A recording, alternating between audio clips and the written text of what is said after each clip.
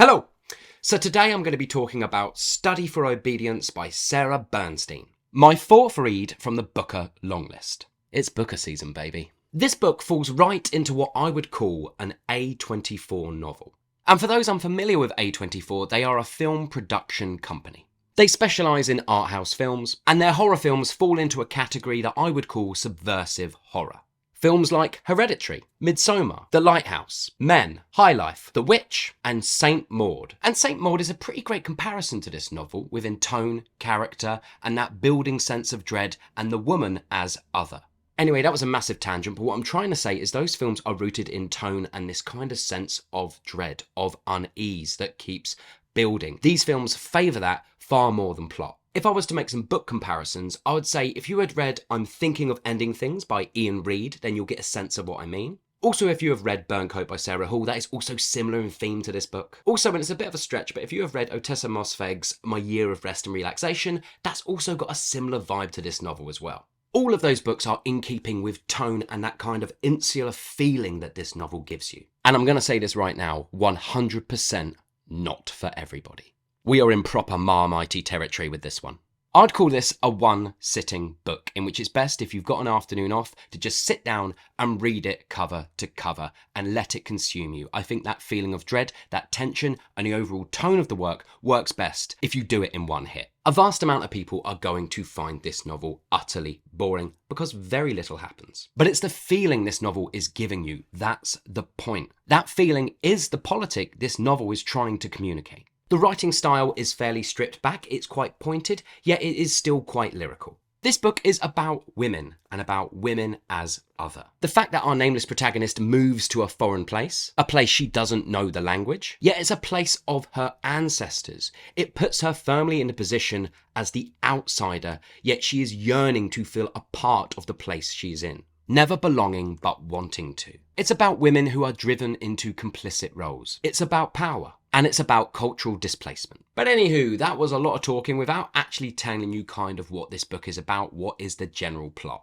A young woman, nameless to the reader, moves to a northern country, the home of her forebears, in order to look after her brother, whose wife has recently left him. Soon after her arrival, a series of inexplicable events occur, and she notices that local suspicion against incomers in general soon gets pointed at her with some intensity. And she senses a mounting threat. She feels the hostility growing. Should the rumblings of the local townsfolk point themselves into a more defined shape, who knows what might happen? She could be in trouble. And that's it. But I'd say that blurb is a little misleading because this book weighs more heavily into the relationship and power balance between her and her brother than it does really the local community and that threat against her. The novel spends a lot of time on the mundane and small aspects of the protagonist's life. Chores for her brother. Side note, the relationship between her and her brother and that power balance really made my skin crawl.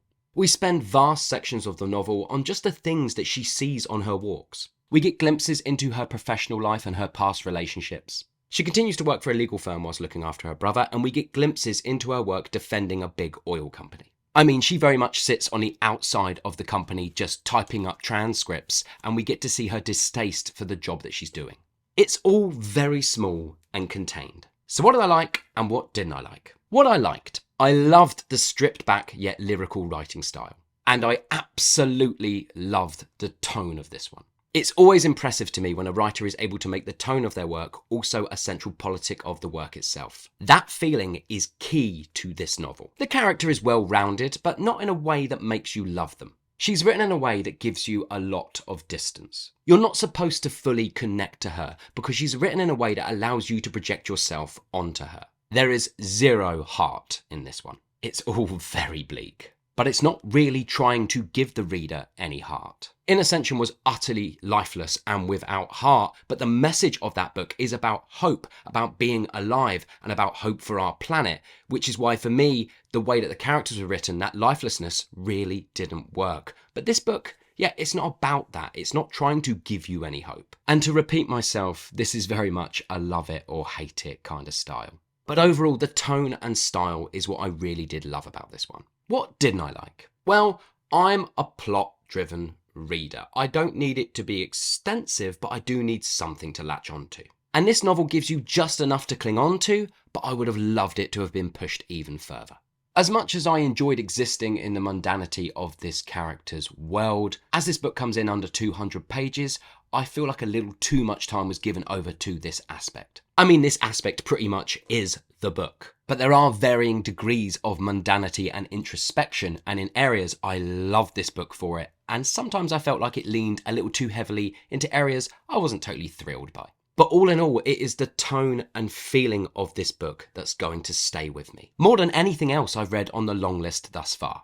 At the moment, I'm falling on a 3.5 to 4 stars out of 5 with this one. It was very good and in some moments excellent, especially in tone. It's really not a safe novel compared to something like The House of Doors, and I really appreciated it for that. I cannot wait to hear people's views on this one. I reckon it's going to be really polarising. Now, it seems unfair to play the Burnham Copperhead game with this novel, but I have started doing that, so I will continue. Is this novel better than Burnham Wood and Demon Copperhead? And no, it is not. Not to me, at least. But that really doesn't seem like a fair comparison. They are just so different, and ultimately those two books are doing vastly different things from what this book is trying to do. So yeah, it is just not a fair comparison. As of this moment, I'm going to say that this book deserves to be on this long list. But so many people are going to hate it. Right, I am now going to slow down on the long list, at least for the next few days. The only reason I've been able to smash through so many is I've had quite a few days off this week, so I've been able to just churn my way through them because I enjoy it. I like doing it. However, yeah, I'm away for the next few days, so don't expect any more long list uploads, at least until mid next week. Have you read this book? And if so, did you love it? Did you hate it? Please let me know in the comments below. And as always, I hope you are well, and I'll see you all on the next one. Goodbye.